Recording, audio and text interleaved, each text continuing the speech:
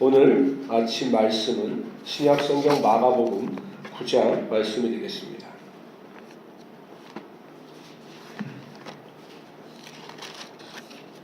신약성경 68페이지 마가복음 9장입니다.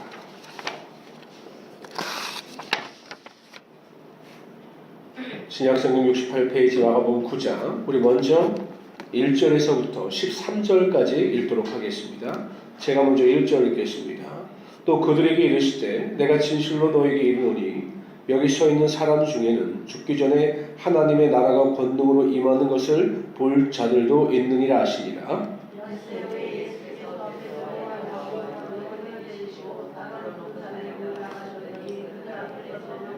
그 옷이 광채가 나며 세상에서 빨래하는 자가 그렇게 희게 할 수 없을 만큼 매우 희어졌더라. 베드로가 예수께 고하되 랍비여 우리가 여기 있는 것이 좋사오니 우리가 초막셋을 질 때 하나는 주를 위하여 하나는 모세를 위하여 하나는 엘리야를 위하여 하사이다 하니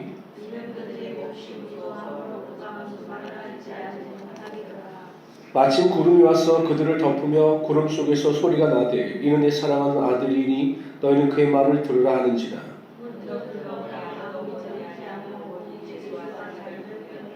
그들이 산에서 내려올 때 예수께서 경고하시되 인자가 죽은 자 가운데서 살아날 때까지 본 것을 아무에게도 이르지 말라 하시니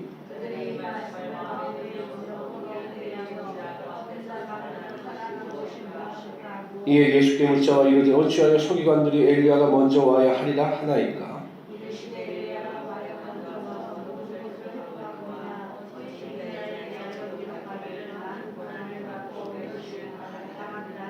그러나 내가 너희에게 이르노니 엘리야가 왔을 때 기록된 바와 같이 사람들이 함부로 대우하였느니라 하시니라.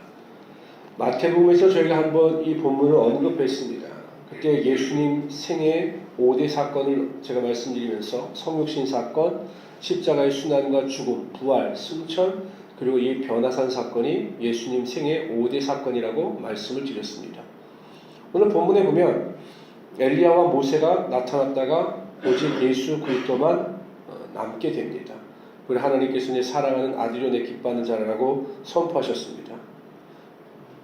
예수 그리스도께서 율법과 선지자의 완성자이심을 보여주고 있는 것입니다. 그래서 변화산 사건의 필요성이 나타나고 있는 거죠. 한편 우리가 이 세상을 살아갈 때 모세도 있었고 엘리야도 있었지만 전국적으로 나중에는 예수 그리스도만 보이고 예수 그리스도만 남으셨던 것처럼 세상 가운데 마음을 빼앗기지 않고 우리의 생애 가운데 우리의 삶 가운데 오직 예수 그리스도만 보여야 한다는 사실입니다. 오직 예수 그리스도께서 우리의 삶의 유일한 구원자가 되시고 우리의 소망이심을 믿고 오직 예수 그리스도만을 바라보면서 살아갈 때 그 은혜와 능력이 우리의 삶에 충만히 임하게 되는 것입니다. 그래서 항상 예수 그리스도만을 바라보고 예수 그리스도만을 보면서 살아가시는 하나님의 귀한 성도들 되시기를 주님으로 축원합니다. 우리 14절에서 19절까지 읽도록 합니다. 제가 14절 읽겠습니다. 14절부터 29절까지요. 이에 그들이 제자들에게 와서 보니 큰 무리가 그들을 둘러싸고 서기관들이 그들과 더불어 변론하고 있더라. 예수께서 물으시되 너희가 무엇을 그들과 변론하느냐?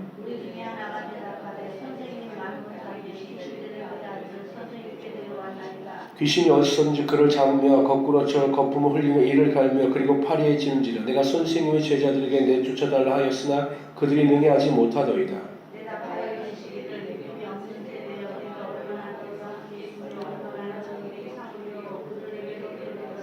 이에 데리고 오니 귀신이 예수를 보고 곧 그 아이를 신이 경련을 일으키게 하는지라. 그가 땅에 엎드려져 구르며 거품을 흘리더라.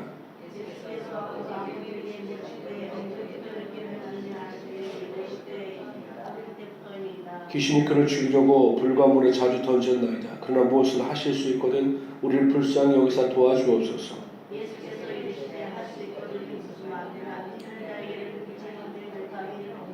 곧 그 아이의 아버지가 소리를 질러 이르되 내가 믿나이다. 나의 믿음 없는 것을 도와주소서 하더라.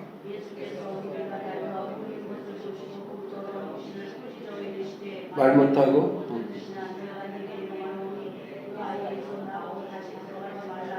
귀신이 소리치며 아이를 심히 경련을 일으키게 하고 나가니 그 아이가 죽은 것 같이 되어 많은 사람이 말하기를 죽었다나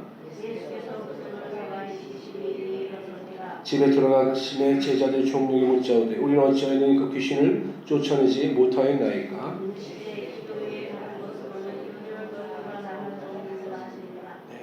귀신 들리고 간질병을 앓던 아이를 아버지가 예수님과 제자들 앞에 데리고 나옵니다. 아이의 병이 고침받을 수 있었던 가장 첫 번째 이유는 그 아이의 아버지가 자신의 아들의 병을 가지고 예수님 앞에 나왔기 때문입니다. 우리의 삶에 있어 어찌하든지 우리가 문제를 만나든 삶의 고난을 당하든 제일 중요한 것은 그 고난과 그 문제를 가지고 주님 앞에 나오게 될 때 우리의 문제의 해결이 시작되는 것입니다. 자신의 생각과 판단과 능력으로 무엇인가를 해결하려 하지 말고 모든 것을 가지고 주님 앞에 나와 특히 새벽제단 앞에서 기도하고 간구하게 되면 하나님께서 그 기도 가운데 응답하여 주시고 모든 문제가 다 해결되는 것입니다. 오늘 본문에도 보면 예수님께서 마무리를 그렇게 하시죠. 기도 외에는 이런 이유가 나갈 수 없느니라. 마태복음에서는 믿음을 강조합니다. 마가복음에서는 기도를 강조합니다. 두 가지를 이렇게 하나로 보면 결국 믿음의 기도가 모든 문제의 해결의 시발점이 된다는 것이죠. 여러분 의심하지 말고 믿음의 기도가 강력한 능력이 있음을 깨달으시고요. 모든 삶의 환경 가운데 기도로 승리하시는 하나님의 귀한 성도들이 되시기를 주님으로 축원합니다. 우리 30절부터 37절까지 봅시다. 제가 30절 읽겠습니다. 그곳을 떠나 갈릴리 가운데로 지나시 예수께서 아무에게도 알리고자 아니하시니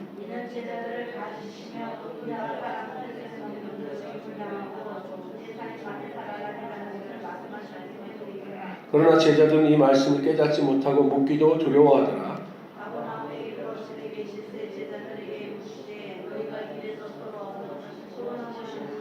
그들이 잠잠하니 이는 길에서 서로 누가 크냐 하고 쟁론하였습니다.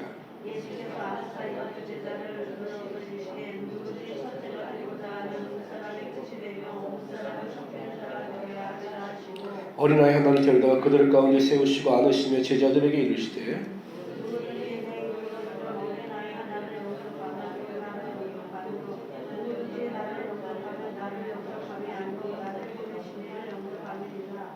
하나님 나라에 합당한 사람이 누구인지에 대한 설명이 나타나고 있습니다. 두 가지입니다. 첫째, 하나님 나라에 합당한 사람은 겸손한 사람입니다. 섬김을 받기보다는 섬기려고 하는 사람이 하나님 나라에 합당한 사람입니다. 두 번째, 연약한 사람을 섬길 줄 아는 사람입니다. 보통 사람들은 연약하고 부족한 사람들을 무시하죠. 예수님께서는 어린아이의 예를 들으셔서 이 연약한 자를 섬기고 대접하는 자가 하나님 나라에서 큰 자다 이렇게 말씀하고 있습니다. 그렇기 때문에 성도들은 어찌하든지 나보다 연약하고 부족한 사람을 더 섬기고 높일 수 있는 겸손함과 온유함이 있어야 한다는 것입니다. 하나님은 교만한 자를 대적하시고 겸손한 자를 높이십니다. 항상 우리가 어떤 상황 가운데 있다 할지라도 겸손한 마음을 가지고 낮아지고 연약한 자들을 섬기는 그 믿음의 본을 통해서 하나님께 큰 영광 돌리시고 하나님께 칭찬받는 하나님의 귀한 성도들 되시기를 주님으로 축원합니다. 우리 38절부터 41절까지 읽겠습니다. 요한이 예수께 여짜오되 선생님 우리를 따르지 않는 어떤 자가 주의 이름으로 귀신을 내쫓는 것을 보고 우리를 따르지 아니함으로 금하였나이다.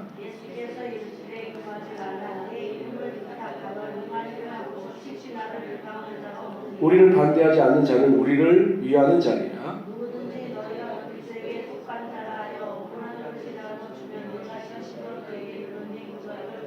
잃지 않으리라. 요한이 자신들을 따르지 않는 어떤 사람이 예수님의 이름으로 능력을 행하는 것을 보고 그 사람들에 대해서 우리를 따르지 않으면 그걸 하지 말라고 금하는 겁니다. 이게 배타성이죠. 배타성. 우리 편이 아니면 다 적인 거죠. 이에 대해서 예수님께서 말씀하신 겁니다. 나와 맞지 않는 사람이라고 해서 그 사람을 배척하지 말라는 것입니다. 그 사람이 다른 것이지 틀리다 이렇게 주장하지 말라는 것입니다. 오히려 인간관계에 있어 핵심은 그리스도께 속한 자라면 그 사람에게 물 한 그릇이라도 대접하는 것이 예수님께서 원하시는 참된 긍휼과 사랑이다.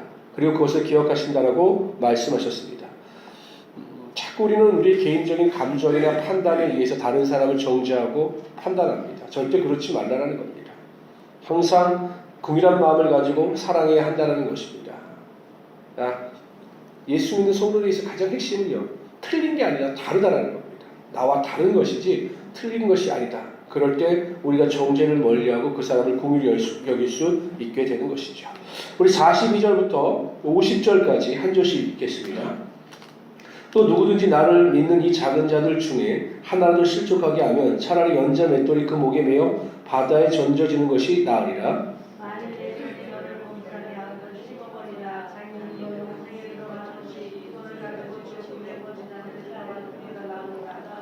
만일 내 발이 너를 범죄하게 하거든 찍어버리라. 다리 저는 자로 영생에 들어가는 것이 두 발을 가지고 지옥에 던져지는 것보다 나으니라.